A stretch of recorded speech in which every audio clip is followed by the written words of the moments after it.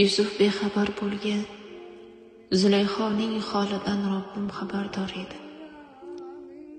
Ishqqa to'lib yig'lagan ko'zlar giriftor edi. Robiyaning qalbida faqat Robbim bor edi. Bilmaydi deb o'ylaysizmi ichimdagini? Baliq qornida yotgan bandasining holidan Robbim xabardor edi. Quduqda yotgan Yusuf Misrdagi shoh edi. Olov kuydirmagan Ibrohimni eshitgan zot bilmaydi deb o'ylaysizmi ichimdagini?